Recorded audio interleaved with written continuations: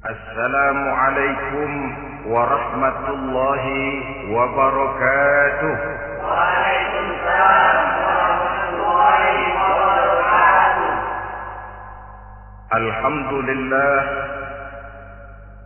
wassalatu wassalamu ala sayyidina Rasulillah sayyidina wa maulana Muhammad ibn Abdullah wa ala alihi wa sahbihi wa mawala. La haula wa la quwwata illa billah, amma ba'd. Bapak-bapak, ibu-ibu, saudara-saudara kaum muslimin rahimakumullah. Sudah menjadi keyakinan dalam kehidupan kita bahwa segala yang ada permulaannya tentu akan ada penghabisannya. Setiap yang punya awal mesti akan punya akhir. Tidak ada keabadian dalam kehidupan dunia ini. Semuanya datang dan pergi silih berganti, berubah oleh pergeseran masa dan pertukaran waktu. Demikianlah kalau kita mau merenungi kehidupan dari alam di sekitar kita. Sejak dari kehidupan tumbuh-tumbuhan, binatang, sampai kepada kehidupan kita, makhluk bernama manusia. Lihatlah kita manusia misalnya. Dimulai sejak kita terlahir ke alam ini, keluar dari alam rahim ibu, menjadi bayi yang merah tidak berdaya, untuk kemudian berangsur meningkat menjadi anak-anak. Dari kehidupan anak-anak berubah lagi kita menjadi remaja dengan segala keceriaan dan kelincahannya, dan dari masa remaja naik lagi kita memasuki usia dewasa, untuk kemudian berangsur memasuki hari tua. Lalu setelah kita memasuki hari tua, sehari, seminggu, sebulan, setahun, sampailah kita kepada batas waktu yang telah ditentukan oleh Allah, yang dinamakan ajal, dan bertemulah kita dengan yang disebut maut. Ini merupakan kepastian dalam kehidupan. Kalau saja kita mau merenung perubahan-perubahan yang terjadi pada diri kita, seharusnya membuat kita insaf dan sadar. Di kala remaja kita begitu lincah, punya rambut yang hitam ikal berderai, punya lesung di pipi, punya senyum yang indah menawan setiap orang yang melihat, punya kulit yang kencang dan bersih. Manakala kita memasuki hari tua, perubahan frontal pun terjadi. Kulit mulai jadi keriput, rambut yang tadinya hitam ikal berderai mulai memutih, nikmat berkurang, gigi yang tadinya utuh dan sanggup mengunyah apa saja, satu demi satu permisi meninggalkan kita.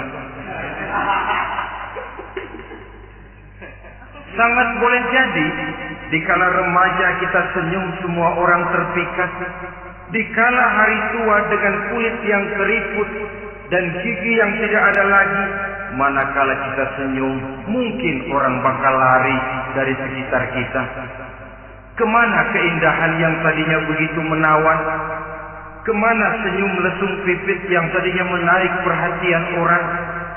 Pergi meninggalkan kita, berubah oleh pergeseran masa dan pertukaran waktu. Nah, bila maut datang menjemput kita, selesailah kehidupan sampai di situ? Ternyata belum. Kalau lahir merupakan perpindahan hidup dari alam rahim ke alam dunia, maka mati hakikatnya merupakan perpindahan hidup dari alam dunia ini ke alam kehidupan yang berikutnya yang dinamakan dengan alam barzakh. Andai kata hidup cuma sekali, secara moral kita sanggup berkata, alangkah tidak adilnya Tuhan. Kenapa? Dalam kehidupan ini kan aneka ragam terjadi. Ada orang yang zalim, ada orang yang dizalimi.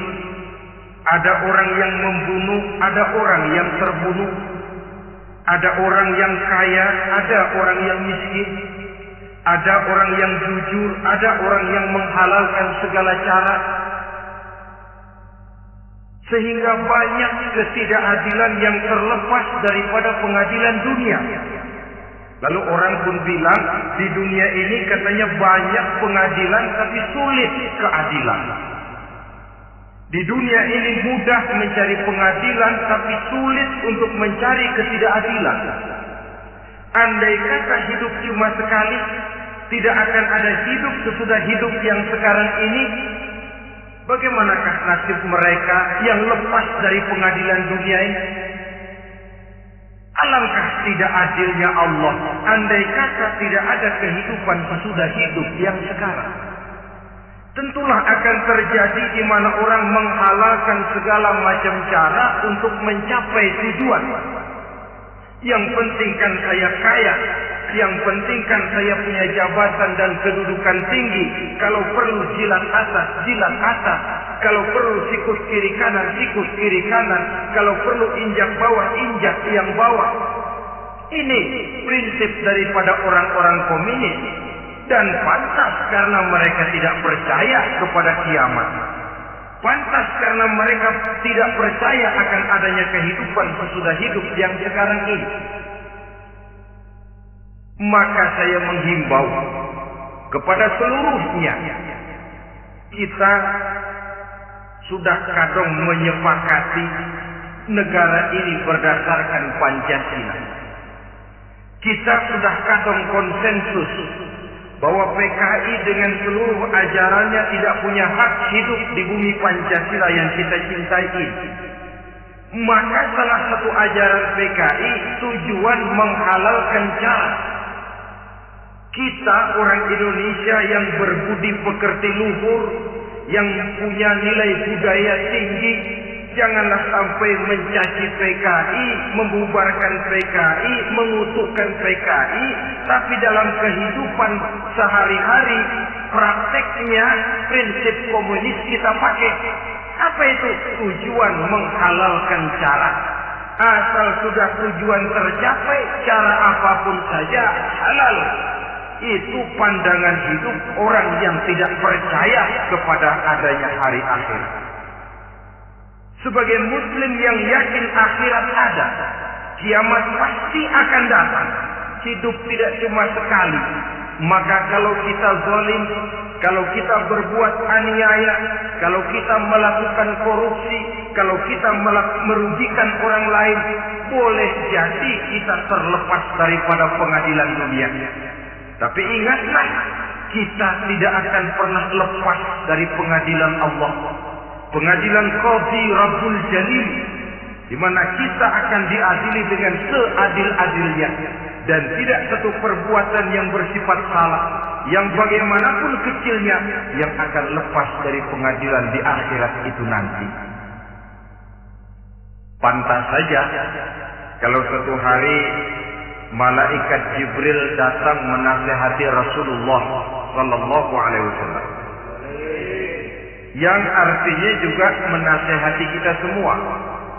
Apa kata malaikat Jibril kepada baginda Nabi? Ya Muhammad, ish ma syi'ta wa innaka mayyitun.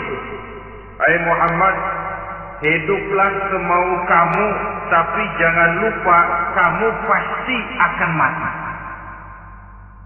Kalau memang dilarang tidak terlarang, dicegah tidak tercegah, kamu mau melaksanakan hidup menurut maumu sendiri, persilakan, hiduplah menurut mau dan gayamu. Tapi jangan lupa, fa innaka mayyitun, satu saat kau pasti bakal mati. Dan mati itu bukan akhir dari segalanya. Dia babak baru bagi kehidupan selanjutnya. Silakan hidup menurut maumu, tapi jangan lupa kau pasti akan mati. Wa'mal ma syi'ta fa innaka majziyun bih. Kerjakan apa saja yang kamu mau. Kalau kau mau menghalalkan segala macam cara, persilahkan halalkan segala macam cara. Tapi jangan lupa kau akan mendapat balasan dari seluruh amal perbuatanmu. Wa ahbib ma syi'ta fa innaka mufariquhu. Dan cintailah apa saja yang mau kau cintai. Kau cintai anak istrimu, silahkan. Kau cintai harta bendamu, tafadhal. Kau cintai tanah airmu, kau cintai pangkat dan jabatanmu, persilahkan. Tapi jangan lupa, wa innaka mufariquhu. Kau pasti akan berpisah dan akan meninggalkan segala yang kau cintai itu. Apa artinya ini buat kita? Ternyata sesudah maut datang menjemput kita, ada kehidupan sesudah hidup yang sekarang ini. Ini yang mendorong kita untuk dalam kehidupan di dunia ini tidak melakukan prinsip saenake dhewe, semaunya sendiri saja, asal perut kenyang, asal pangkat tinggi, asal harta dapat. Masa bodoh dengan merugikan orang lain, masa bodoh dengan menipu orang lain. Iku jenenge saenake dhewe. Muslim tidak diajarkan. Ingat manusia, setelah kau mati, setelah kiamat datang, kau akan dibangkitkan, kau akan dimintakan pertanggungan jawab tentang kehidupan yang sekarang ini. Saudara hadirin, oleh sebab itu kalau kita bicara soal kiamat, soal akhirat, ini memang masalah yang gaib, yang sepenuhnya tidak bisa dicernakan dengan kemampuan penalaran intelektual. Dasar di dalam membicarakan ini tidak lain adalah iman kita kepada Allah Subhanahu wa taala. Bukan cuma zaman sekarang, dari zamannya Nabi. Orang itu kalau sudah bicara kiamat, bicara akhirat, ada yang ragu-ragu, ada yang menolak sama sekali. Bukan dari zaman sekarang, dari zaman dulu.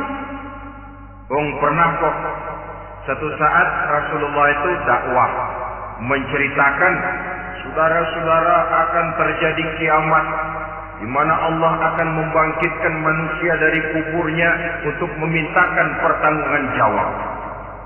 Ini dalam dakwahnya Nabi pidato macam itu. Apa reaksi orang? Yang beriman ya mantap, tapi yang tidak beriman, bajingan-bajingan Quraisy ini, mereka bertepuk tangan, mengejek, mencaci. Malahan ini yang luar biasa, ada dua orang kafir namanya Ubay bin Ka'ab dan Al-As bin Wa'il. Mendengar pidato macam ini, mereka buru-buru pulang ke rumah. Ngapain? Ngambil pacul. Lalu berangkat nyari kuburan tua. Dia gali itu kuburan. Tulang-tulangnya diangkut, dibawa ke depan Nabi. Ya Muhammad, tulang-tulang yang udah hancur begini, siapa yang bisa hidupin lagi? Yang macam-macam aja kamu Muhammad. Enggak rasional, enggak masuk akal. Allah menjawab.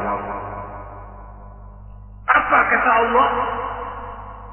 وَضَرَبَ لَنَا مَثَلًا وَنَسِيَ خَلْقَهُ قَالَ مَنْ يُحْيِي الْعِظَامَ وَهِيَ رَمِيمٌ قُلْ يُحْيِيهَا الَّذِي أَنْشَأَهَا أَوَّلَ مَرَّةٍ وَهُوَ بِكُلِّ خَلْقٍ عَلِيمٌ. Mereka memberikan perumpamaan kepada kami, kata Allah. Mereka melupakan asal kejadiannya. Mereka bertanya, siapa yang sanggup menghidupkan tulang belulang yang sudah hancur kayak begini? Qul yuhyiha alladhi ansaha awwala marrah. Katakan kepada mereka Muhammad, yang akan menghidupkannya adalah Dia yang telah menciptakannya pertama kali dulu. Kalau Dia sanggup menciptakan, Dia tentu lebih sanggup lagi untuk mengembalikan reproduksi ciptaan itu sebagaimana semula. Yang paling kasihan yang ragu-ragu, akhirat itu ada apa enggak sih? Kiamat itu ada apa enggak sih? Lantaran ragu-ragu, terombang-ambing dia antara harapan dan putus asa, antara kenyataan dan idealisme. Ada yang buta sama sekali 100% terhadap keadaan-keadaan sesudah mati. Perhatian mereka hanya tercurah kepada kehidupan sebelum mati. Yang mereka perhatikan siang dan malam tidak lebih daripada urusan perut. Pergi pagi pulang sore, peras keringat, banting tulang. Cuma soal makan, soal minum, soal pakaian, soal kendaraan, soal rumah tangga, soal anak, soal istri. Yang mereka pentingkan hanya soal-soal politik misalnya, ekonomi, pembangunan dan industri. Untuk soal-soal kayak begitu, bias betul. Habis seluruh waktu untuk memikirkan meningkatkan kebudayaan, politik, sosial, ekonomi. Kadang-kadang kurang tidur, kurang istirahat, berkeliaran ke sana kemari ke tempat yang jauh-jauh. Sampai kadang-kadang terkena stres, penyakit darah tinggi, ginjal, lever, untuk memikirkan hal-hal yang semata-mata karena dunia saja. Lantas boleh jadi mereka mendapatkan kekayaan yang berlimpah ruah, mendapatkan kedudukan yang tinggi, nama yang semerbak, dikenal orang di barat dan di timur, di utara dan di selatan. Tetapi alangkah kecewanya mereka jikalau datang ajal menjemput nyawa, mati mereka meninggalkan harta yang banyak, nama yang masyhur. Mereka disebut dengan jasa-jasanya. Radio memberitakan, TV menyiarkan, koran-koran memuat. Bahkan nama mereka kadang-kadang dikenang 2-3 tahun setelah wafatnya.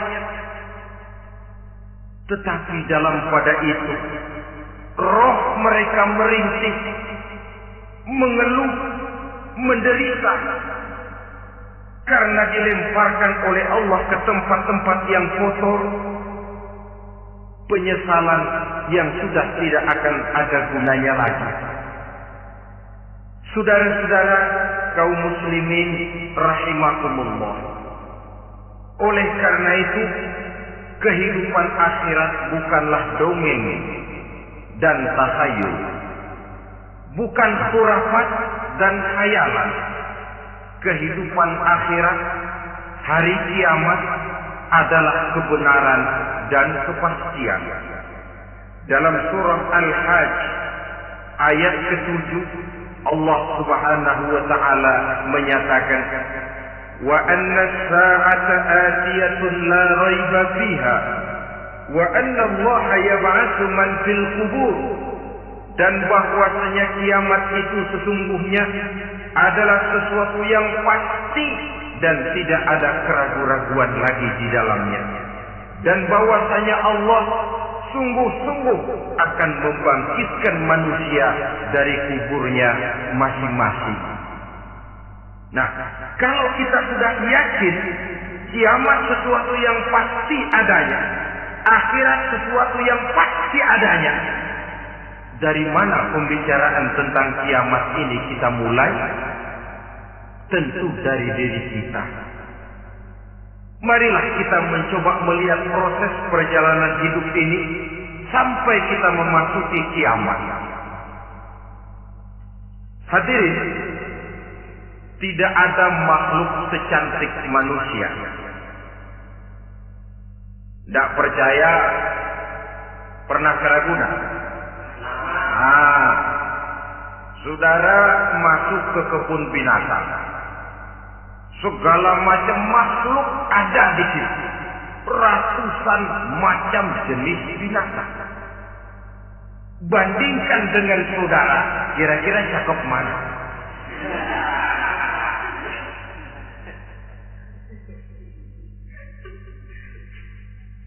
Dari seluruh makhluk yang diciptakan Allah itu, manusia fi ahsani taqwim, dalam bentuk yang paling sempurna, sejak susunan biologis sampai kemampuan berpikir.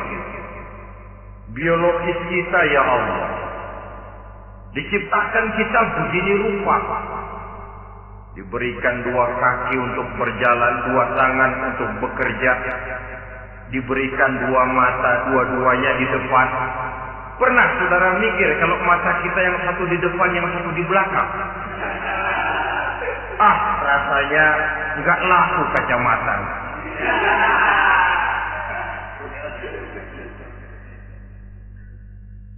Diberikan hidung dengan 2 lubang. Tahu betul Allah ke bawah lagi lubangnya. Coba pikir kalau lubang hidung kita menghadap ke atas. Aduh, kalau musim hujan repot jagain hidung. Laqad khalaqnal insana fi ahsani taqwim. Sungguh telah kami ciptakan manusia dalam bentuk kejadian yang paling sempurna ketimbang makhluk-makhluk Allah lainnya. Nah, kesempurnaan manusia ini oleh karena hidupnya terdiri dari 2 unsur pokok. Pertama unsur jasmani dan kedua unsur rohani. Jasad dan roh. Jasad yang terlihat sekarang ini, potongan saudara yang ngejedok di depan saya ini jasad saudara. Ini yang berasal dari saripati makanan yang dimakan oleh bapak ibu kita. Lalu hasil kerjasama yang baik antara ibu dengan bapak, terwujudlah kita. Kalimat langsungnya jasad ini berasal dari tanah yang tadi berubah dari bayi, remaja, dewasa, meningkat hari tua. Yang berubah itu jasmani kita. Kenapa? Karena jasmani itu materi, benda, daya tahannya terbatas. Dia berubah oleh pergeseran masa dan pertukaran waktu. Apa ada orang makin tua makin cakep? Jasmani oleh karena dia materi, dia berubah oleh pergeseran masa dan pertukaran waktu. Nah, yang menyebabkan jasmani itu bergerak karena ada roh di dalamnya. Ini yang menyebabkan kehidupan. Ini yang menjadi sumber kehidupan, pusat kesadaran dan pengertian dalam kehidupan manusia. Tanpa roh dalam diri kita, maka jasad kita pernah lihat orang mati. Itu kalau orang mati, coba perhatikan. Apanya yang kurang? Kupingnya masih ada, tapi sudah tidak sanggup mendengar.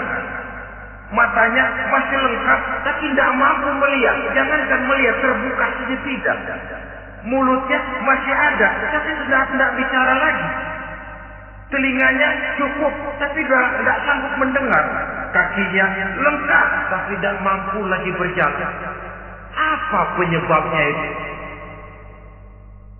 Ternyata jasmani kita, jasad ini, manakala sudah ditinggalkan oleh roh, dia tidak akan bisa berdaya apa-apa. Tidak mampu berjalan, tidak pula berbuat, tidak pula bekerja apapun saja. Saudara-saudara, dua-duanya punya kebutuhan. Jasmani ada kebutuhannya, rohani pun ada kebutuhannya. Jasmani yang jelas perlu makan, perlu minum, perlu tidur, perlu pakaian, dan sebagainya. Nah, apabila saat berpisah datang, ajal sampai, berpisahlah roh dan jasad. Dan itulah yang dinamakan dengan maut. Jadi apa sih mati itu? Mati adalah berpisahnya roh dengan jasad. Sebab itu Islam sangat menganjurkan kita untuk banyak-banyak mengingat mati. Bagaimana caranya mengingat mati? Pertama, mati itu kan pasti. Kira-kira yang hadir di sini ada yang nggak mati nggak kira-kira? Semuanya bakal mati kan? Berani? Sekarang mau? Saudara, sebenarnya kalau kita merenung lebih jauh, orang itu tidak perlu takut mati. Walaupun tidak boleh terlalu berani menghadapi mati. Karena bagaimanapun takutnya kita kepada mati, toh dia pasti datang. Bagaimanapun beraninya kita mati, kalau belum ajal dia tidak mati juga. Jadi Muslim itu kan harus berani menghadapi hidup dan tidak takut menghadapi mati. Mati adalah sesuatu yang pasti. Muslim dianjurkan banyak-banyak mengingat mati dalam kehidupan. Caranya bagaimana? Pertama, berziarah nengokin teman yang sakit. Ya? Suka nengokin teman yang sakit enggak? Oh, itu pahalanya kata Nabi. Menengok orang yang sedang sakit lebih afdol daripada sholat sunnah 1000 rakaat. Apa pernah saudara sembahyang sunnah sampai 1000 rakaat? Nengokin orang sakit pahalanya lebih afdol daripada itu. Kenapa menengoki orang sakit mengingatkan kita kepada mati? Iya ya, ini teman saya yang kemarin segar banget, bercanda sama saya, ketawa sama-sama, sekarang terbaring tidak berdaya, hilang kemampuannya, hilang keceriaannya, sakit. Iya kalau sembuh, kalau ajal, iya sekarang giliran dia, kalau jatuh ke saya. Lalu menghibur teman dengan kata-kata yang enak, yang akan mendatangkan sugesti supaya dia cepat sembuh. Jangan nengokin orang sakit, jujur. Sakit apa lu? Perut. Emang temen gua kemarin sakit begini mati. Wah, itu orang bisa jadi shock lantaran etika kita tidak akan sampai ke sana. Menjenguk orang sakit akan mengingatkan kita kepada mati. Apalagi ziarah kubur. Ada yang orang tuanya sudah meninggal? Nah, kalau ada, ya tidak bisa tiap hari, kurang-kurangnya seminggu sekali. Jumat pagi misalnya, ziarah kita ke kubur. Sehingga kalau kita masuk kubur kan ada etikanya. Assalamualaikum ya ahlal kubur wa inna insyaallahu bikum lahiqun. Hai penduduk kubur, keselamatan bagi kamu dan kami yang masih hidup sekarang ini insyaallah pasti bakal nyusul kamu. Iya, yang kemarin gagah benar sekarang terbaring tanpa daya. Ini unggukan kuburannya. Yang kemarin ada sekarang sudah tidak ada. Kemana dia? Kami satu saat pasti akan begini. Ingat mati. Lalu apalagi yang bisa membuat kita ingat kepada mati? Mengawal jenazah. Bukankah sangat dianjurkan oleh agama? Bahkan kalau bisa sejak mengurusnya, memandikannya, mengkafankannya, menyolatkannya untuk kemudian mengantarnya ke kubur. Hari ini saya antar dia ke kubur, besok boleh jadi saya yang diantar orang. Hari ini saya solatkan dia, besok boleh jadi saya yang disolatkan orang. Hari ini saya masukkan dia ke liang lahat, besok mungkin giliran saya dimasukkan orang ke liang lahat. Ingat mati, tumbuh kesadaran. Lalu daya positifnya dalam kehidupan apa? Nah, saudara-saudara hadirin, orang yang mengingat mati bukan lantas menjadi lemah dalam kehidupan, menjadi putus asa, sedikit semangat, terbentur kesulitan, mudah frustasi. Bukan itu tujuannya kita diperintah mengingat mati. Jelasnya Islam menganjurkan kita untuk mengingat mati guna maksud-maksud yang positif, supaya orang lalu sadar hidup ini cuma sebentar. Maka mumpung hidup, nah ini mumpung, tapi mumpung yang baik. Mumpung hidup, maka hidup yang singkat ini harus saya pergunakan dengan sebaik-baiknya, melakukan kebajikan yang sebanyak-banyaknya, menjauhkan rasa malas, menunggu keajaiban yang datang dari langit, berleha-leha, bermain-main, sementara maut kalau dia datang tidak pernah main-main. Pantas kalau seorang penyair bernama Syauqi memesankan, tazawwad bitaqwa fa innaka la tadri idza anna al-lailu hal ta'ishu ila al-fajr kam min sahihin mata min ghairi illatin wa kam min 'alilin 'asha hinan min ad-dahr. Persiapkan dirimu dengan takwa, sebab kamu tidak tahu apabila malam datang kamu masih bisa hidup apa enggak besok pagi. Apa ada jaminan saudara yang kumpul di depan saya malam ini besok masih bisa hidup? Ada jaminan? Tidak ada sama sekali. Kam min sahihin mata min ghairi illatin. Berapa banyak orang sehat mati enggak pakai sakit lagi. Sebabnya kadang-kadang ringan saja. Ada yang cuma jatuh di kamar mandi, mati. Ada yang cuma ketiban pensil. Iya, kalau ketiban pensil 3 peti masa nggak mati.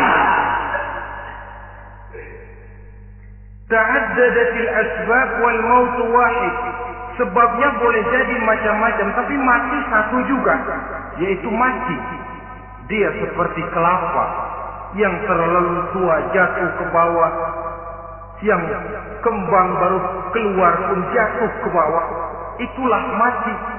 Dia datang menjemput yang bayi, dia datang mengambil yang anak-anak, dia datang juga kepada yang remaja, kepada yang dewasa, kepada yang tua sekalipun. Jangan yang remaja lalu berpikir, gua rasanya mau masih jauh banget mau mati. Ini sesuatu yang pasti yang kita tidak pernah diberitahu kapannya. Kalau dikasih tahu kapannya kan kita bisa, umpama malaikat maut datang ke rumah saya, saudara Zainuddin kau mati 80 tahun lagi. Saya kan berhitung, masih lama, koya-koya aja dulu Tapi ini tidak pernah diberitahu kepada kita. Lantaran tidak diberitahu itulah kita perlu bersiap-siap dengan selalu mengingat-ingat mati yang mendorong kita untuk berbuat positif.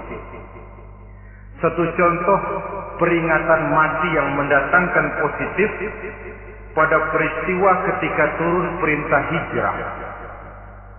Ketika di Mekah sudah terpepet turun perintah hijrah. Ini sahabat yang berangkat hijrah, jangan dikira semua bulat hati. Ada yang mikir, Kalau saya hijrah berangkat dari Mekah ke Madinah, nanti di tengah jalan dicegat oleh kafir Quraisy lalu dibunuh, mati saya. Takut mati. Allah peringatkan, kullu nafsin dha'iqatul maut. Kamu disuruh hijrah saja takut mati, padahal kamu tahu semua yang hidup bakalan mati. Diam saja di Mekah mati, hijrah ke Madinah pun akan mati. Mendengar ayat ini, Sayyidina Umar bin Khattab seperti dibakar semangatnya. Kalau sebagian sahabat hijrah sembunyi-sembunyi, beliau mau hijrah itu malah bajingan Quraisy dikumpulkan ke Ka'bah. Pidato, ya ma'syara Quraisy, dedengkot Quraisy, dengerin. Besok pagi yang namanya Umar bin Khattab mau hijrah dari Mekah ke Madinah. Siapa yang kepengen kepalanya berpisah dengan badannya, persilahkan cegat Umar di jalan. Besok dengan tenang dia berangkat hijrah, gak ada yang berani nyegat. Tuh Quraisy juga barangkali mikir, gua ngapain nyegat penyakit. Begitu ingat mati, timbul semangat juang, timbul semangat berbuat. Ini ingat mati yang positif, bukan yang melemahkan semangat. Dah jangan kerja rajin-rajin dah, lu bakalan mati. Ini ingat mati yang salah patah. Ingat mati seharusnya mendorong manusia untuk berbuat lebih tekun. Allah memberikan peringatan, Qul innal mauta alladhi tafirruna minhu fa innahu mulaqikum.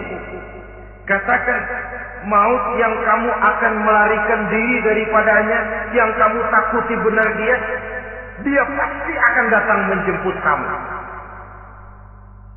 Saudara-saudara hadirin yang saya hormati, datangnya memang tidak kita harapkan yang namanya maut. Tapi sekali dia datang, tidak ada pintu tempat kita lari. Dia memang tidak pernah kita undang. Tapi sekali dia datang, mengetok pintu, kekuatan apa yang bisa menolak? Dia sebuah tanda seru dalam kehidupan. Apa yang menyebabkan orang takut mati? Pertama barangkali karena dia tidak tahu bagaimana kehidupan sesudah mati. Alam kubur gelap, alam akhirat gelap. Sehingga dia bingung, lantaran bingung lalu jadi takut. Yang kedua boleh jadi oleh bayangan-bayangan dosa yang pernah dia kerjakan di dunia ini. Kerjanya cuma menumpuk dosa. Dia gembira, bahagia, tertawa di atas tumpukan dosanya. Merasa segan berpisah dengan seluruh kehidupan ini.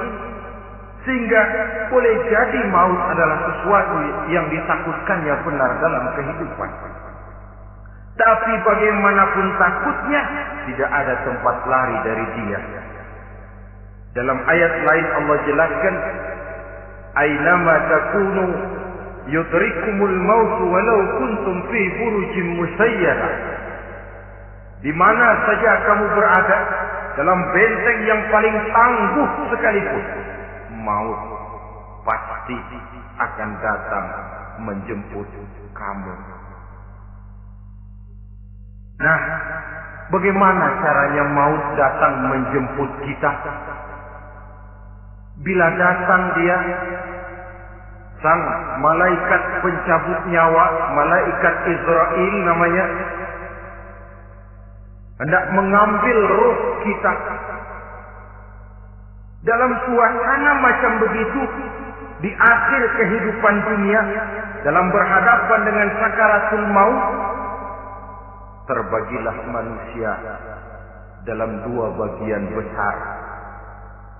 Pertama, yang menghadapi sakaratul maut itu dengan husnul khatimah,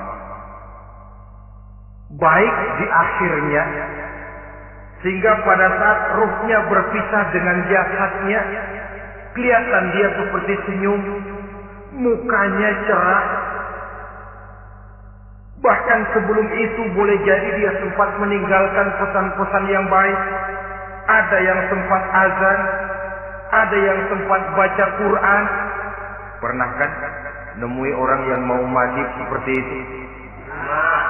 Yang sempat azan, yang sempat baca Quran, yang sempat meninggalkan wasiat-wasiat yang baik. Sebab apa? Malaikat maut datang menjemput mereka juga dengan baik-baik. Dicabut ruhnya perlahan-lahan. Tapi sungguh pun perlahan-lahan. Pedihnya, sakitnya tetap tiada tara.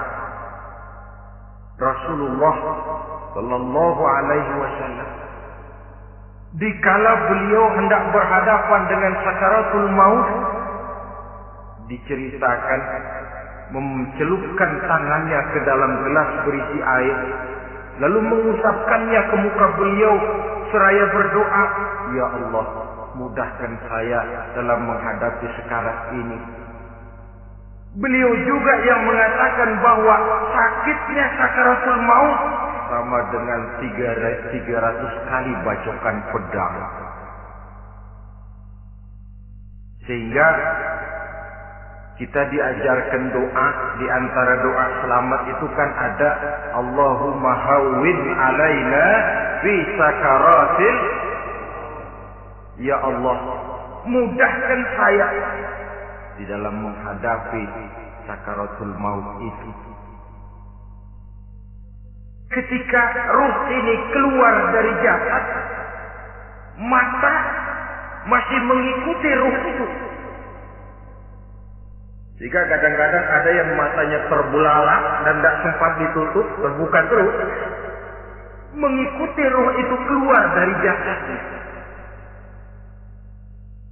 Adapun golongan kedua, manusia yang ketika berhadapan dengan sakaratul maut mendapatkan su'ul khatimah, jelek di penghabisannya. Sekaratnya sudah setengah mati, lalu jelek juga di akhirnya, mati dalam keadaan yang tidak baik, tidak terpuji. Ada yang lagi megang kartu, mati. Ada yang lagi di tempat ngadu ayam, mati. Ada yang lagi di tempat pelacuran, mati. Ada yang lagi megang botol minuman keras, mati. Nih barangkali malaikat maut gemes banget nariknya, lu bajingan, lu tarik terus. Mati su'ul khatimah. Makanya bagus itu. Kadang-kadang di majelis-majelis taklim kan sering dibaca, Ya Allah biha, Ya Allah biha, Ya Allah bi husnil khatimah. Kan ada itu? Ada enggak? Saudara hadirin, mohon agar oleh Allah kita diberikan husnul khatimah, baik di saat ruh akan berpisah dengan jasad. Ini sesuatu yang pasti. Sang malaikat maut datang menjemput nyawa. Setelah ruh berpisah dari badan, maka tinggallah sang badan, ditangisi oleh semua yang kita tinggalkan. Sehingga kepada putrinya Fatimah, ketika malaikat maut datang hendak menjemput baginda Nabi, beliau berkata kepada anaknya, Fatimah, kamu tahu siapa yang datang? Saya tidak tahu, Bapak. Yang datang hadimul lazat. Itu dia yang menghancurkan seluruh kesenangan dunia. Wa qati'us syahwat, yang memisahkan kita dengan seluruh yang kita cintai. Dia malaikat maut, Pak.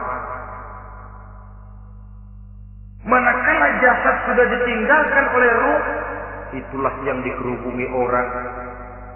Anak menangis, istri menangis, orang tua bersedih, teman-teman merasa kehilangan, menangisi jasad. Diuruslah jasad kita, dimandikan sebagaimana mestinya, dikafankan dengan kain putih 3 lembar, itu yang hendak kita bawa kembali ke tempat asal kita. Pakaian sutra jas yang mereknya Switzerland wool, kain yang Samarinda, sepatu yang Belly atau Beltoni, jam tangan yang Rolex, kendaraan yang serba mewah, tidak ada yang menyertai kita. Kain putih 3 lembar itu saja lagi. Demi setelah dikafankan, dibujurkan kita menghadap ke arah kiblat, orang banyak pun datang menyolatkan kita dengan 4 takbir, diiringi dengan doa. Lalu upacara pelepasan, berangkat kita meninggalkan anak, istri, suami, kampung halaman, tanah air, bahkan alam dunia ini. Selamat tinggal alam dan seluruh isinya. Tinggallah yang tinggal. Saya akan kembali ke tempat asal dari mana saya datang, untuk kembali mempertanggungjawabkan seluruh perbuatan saya dalam kehidupan ini. Manakala upacara pelepasan selesailah sudah, dimasukkan kita ke keranda jenazah, digotong orang, bismillah wa ala millati rasulillah, dibawa ke tempat peristirahatan terakhir katanya. Padahal dulu kalau mau kita istirahat, ke villa lah kita, ke Bali lah kita, ke Hong Kong lah kita, ke tempat-tempat tamasya yang indah. Oh, rupanya akan sampai juga perjalanan menuju tempat peristirahatan terakhir, yang luasnya tidak akan lebih dari 2 kali 1 meter. Diusung orang kita, diantarkan orang banyak. Manakala sampai ke atas liang lahat, pengusung jenazah dibuka, diturunkan kita ke liang lahat, dibaringkan. Gumpalan tanah akan jadi bantal kita. Muka dibuka, dihadapkan ke arah kiblat. Setelah itu ditutup liang lahat kita dengan kayu. Masih belum kurang, diuruk dengan tanah. Yang menguruk orang-orang yang tadinya mencintai kita, menyayangi kita. Tapi ketika jasad sudah ditinggalkan ruh, habis rupanya cintanya. Coba jasad kalau sudah ditinggalkan ruh, 3 hari aja di rumah serem. Ya mayit, siapa yang betah nemenin mayit?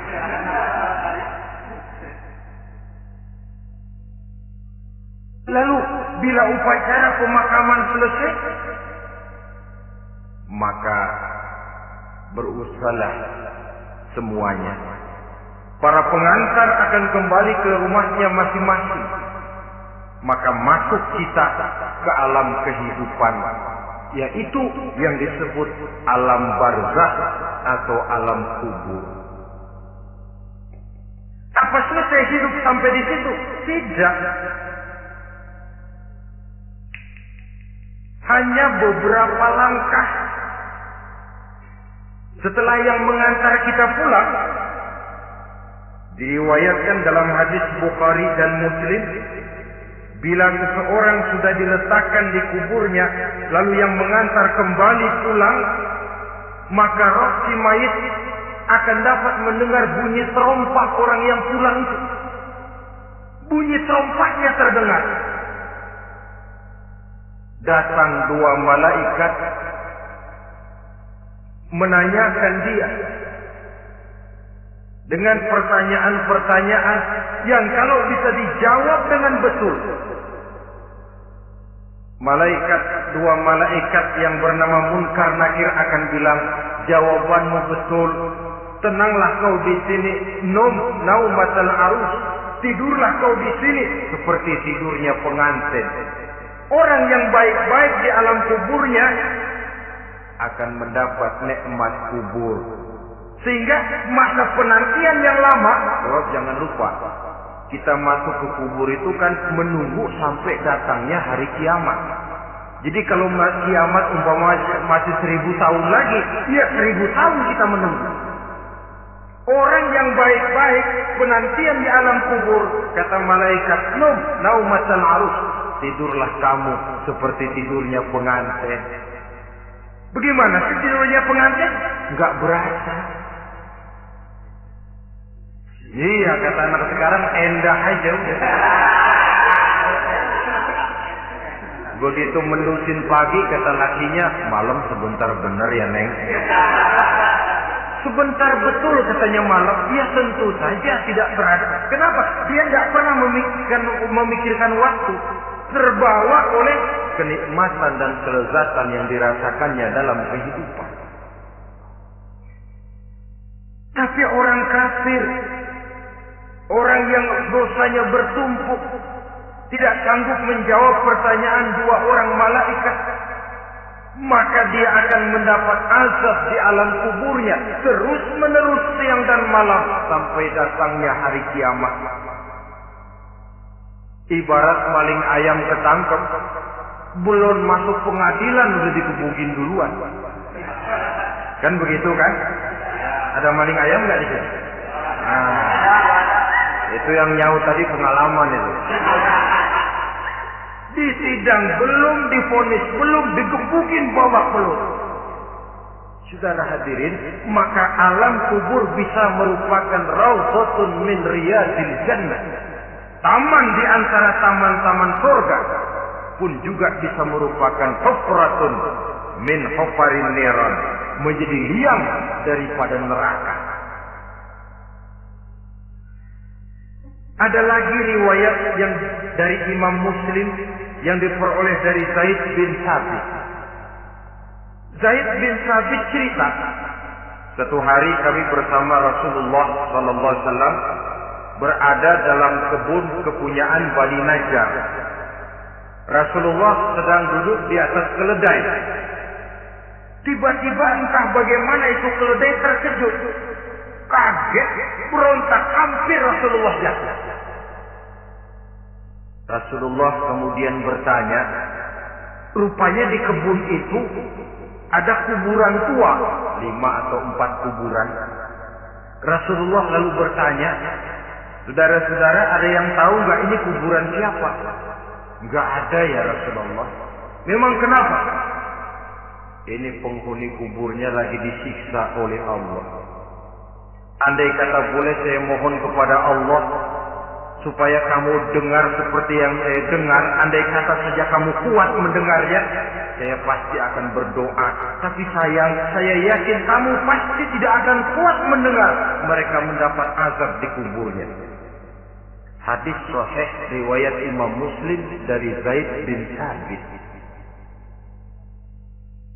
Kehidupan di alam barzakh. Pak, iya kalau yang matinya dikuburin. Lah kalau yang matinya dikuburin ke laut, dibakar, di medan perang hilang gak ketahuan kemana jenazahnya. Saudara, hilang kek, dikubur kek, di dalam lautan, direndam kek, itu kan cuma logika kita. Menurut Allah tidak ada perbedaan orang mati dikubur di dasar lautan, atau dibakar sampai jadi abu, atau gugur di medan perang tidak ketemu jenazahnya. Entah mereka tetap masuk ke alam barzakh namanya. Jasad boleh hancur, tapi roh sebagai sumber kehidupan, pusat kesadaran dan pengertian, dia tetap ada, mengalami kebahagiaan dan kegembiraan, atau mengalami kepedihan dan penderitaan, bergantung kepada amalan yang kita lakukan dalam kehidupan di dunia ini. Maka dalam Yasin tadi kan jelas, Qul yuhyiha alladzi ansha'aha awwala marrah.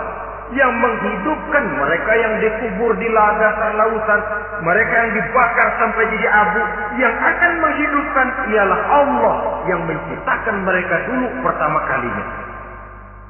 Jadi kalau sudah ada aslinya, ya tentu tidak perlu contoh lagi, akan sangat mudah membuatnya. Orang tua kita, keluarga kita yang sudah berpulang, mereka di alam barzakh sekarang ini bisa mendapat nikmat kubur, bisa mendapat azab kubur.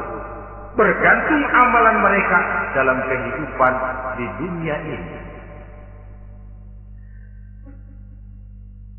Dalam Musnad Imam Ahmad dan Sahih Abi Hatim malah ada tambahan riwayat. Orang yang banyak kebajikannya di dunia, amalannya akan datang menemani dia.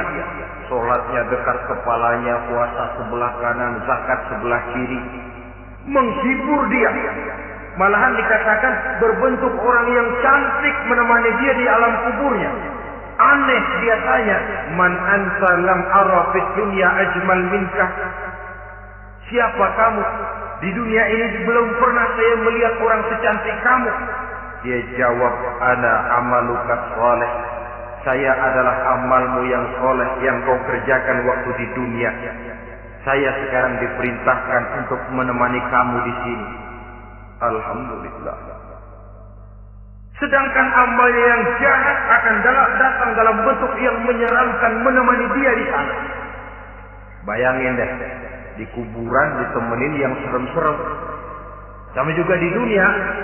Di dunia, kalau kita di tempat gelap ditemenin orang cakep, enak nggak? Wah, pengalaman. Tapi coba bayangin, sudah tempatnya gelap, yang nemenin jelek nggak ketulungan, gerah gitu. Nah, saudara hadirin yang saya hormati, lalu bagaimana tempat arwah-arwah yang sudah kembali menghadap Allah yang disebut mustaqarrul arwah itu? Macam-macam tingkatannya sesuai dengan profesi dan amalannya waktu di dunia. Ada roh-roh itu yang setelah pisah dengan jasad, artinya mati, ditempatkan di tempat yang disebut a'la illiyin, tempat yang tertinggi. Siapa ini? Arwahnya para nabi dan para rasul. Ini fi a'la illiyin, di tempat yang tertinggi. Arwahnya para nabi, arwahnya para rasul. Dan karena kita bukan nabi, bukan rasul, ya jangan mimpi dapat tempat fi a'la illiyin. Kecuali kalau Allah menghendaki, itu hak prerogatif Allah. Tapi kan tidak adil kalau Allah melakukan itu. Ini kelompok roh-roh yang masuk golongan fifth. Wah, the first class. Para nabi, para rasul. Lalu ada pula roh-roh itu yang setelah pisah dengan jasadnya diumpamakan seperti burung-burung hijau yang berterbangan di perkebun-kebunan surga. Roh siapa mereka ini? Rohnya para syuhada, orang-orang yang mati syahid gugur membela agama. Nah, ini bedanya orang mati syahid dengan pahlawan, ya.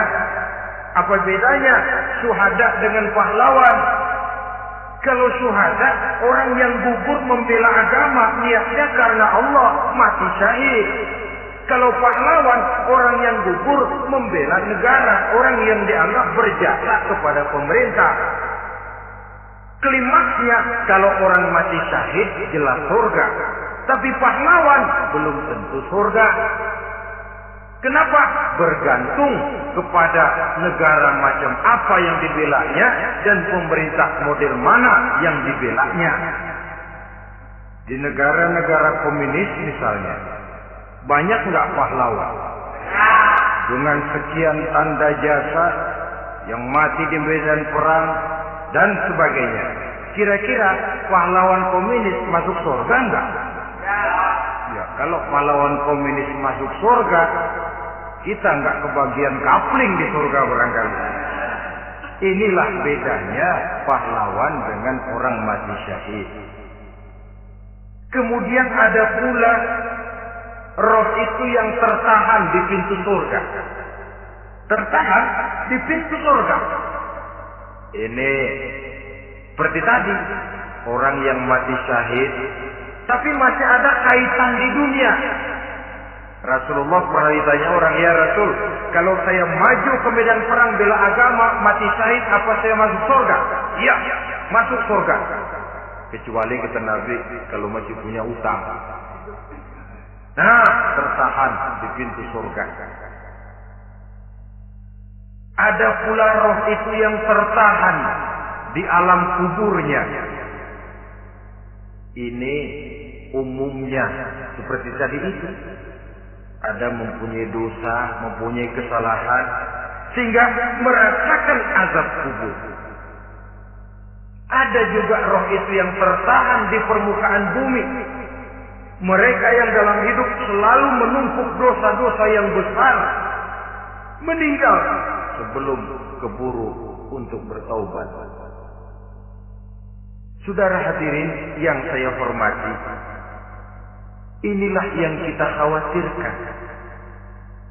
Sebab jikalau pada saat roh sudah datang, jikalau saatnya roh datang berpisah dengan jasad, menemukan sakaratul maut, saat itu taubat sudah tidak akan ada gunanya lagi. Masuk ke alam kubur, mendapat azab kubur sampai datangnya hari kiamat. Berapa lama di alam kubur ini? Menunggulah kita sampai datang saatnya kiamat. Nah, saudara-saudara, apa tanda-tanda hari kiamat? Kapan dia akan datang? Bagaimana hal ihwal manusia pada saat terjadi kiamat? Bagaimana alam ini? Bagaimana perhitungan di padang mahsyar? Insya Allah akan saya ungkapkan pada bagian kedua dari ceramah ini. Insya Allah kita akan lanjutkan pembicaraan ini sampai kepada terminal paling akhir, surga dan neraka. Inilah saja pertemuan kita pada kesempatan kali ini. Terima kasih banyak atas segala perhatian. Mohon maaf atas segala kekurangan. Wabillahi taufiq wal hidayah. Wassalamualaikum warahmatullahi wabarakatuh. Waalaikumsalam warahmatullahi